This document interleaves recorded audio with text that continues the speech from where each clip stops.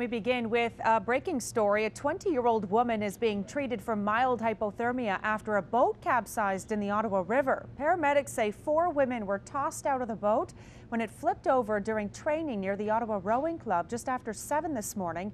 They were rescued from the water by the coach's boat and brought to shore. Jury deliberations get back underway in a few hours at the first-degree murder trial for Mark Hutt. The jury must decide whether Hutt is guilty of murder in the 2009 death of his wife, Donna Jones, or the lesser charge of criminal negligence causing death. The Crown alleges Hutt deliberately scalded Jones with a pot of boiling water and left her to die in the basement of their Bayshore area home.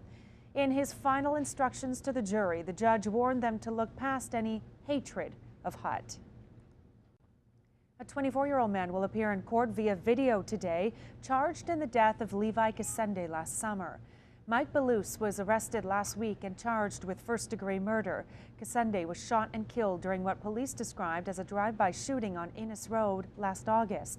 A publication ban has been placed on the court proceedings.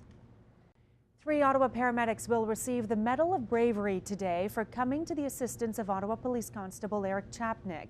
Governor General David Johnston will present the awards to Craig McInnes, Patricia St. Denis, and Amanda Wilkowiak. The 3 intervened to stop the fatal knife attack outside the Ottawa Hospital Civic Campus in December of 2009, disarmed the attacker, and restrained him until help arrived. The Medal of Bravery recognizes acts of bravery in hazardous circumstances.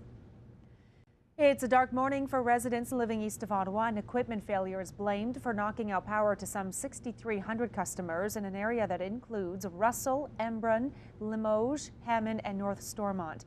Hydro One says crews are working to restore power and electricity should be back on by 11 this morning.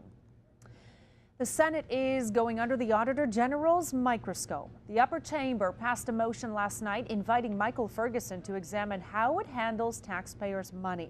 It gives Ferguson enough latitude to examine every expense claim filed by every senator if he so chooses. The first civil lawsuit has been filed in connection with the collapse of a 4-story building in Philadelphia. It was filed by a woman who was buried by the rubble but survived. She alleges the demolition company tearing down the building caused the tragedy by cutting corners.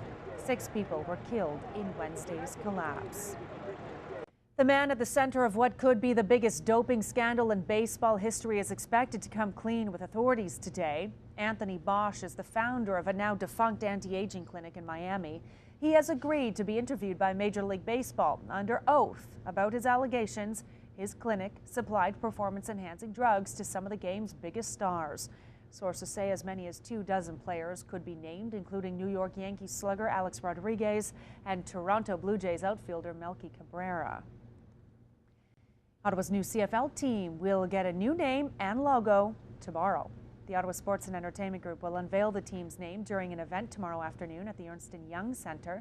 Last week, the website sportslogos.net leaked the logo for the Ottawa Redblacks. It is a circular saw blade and a large R.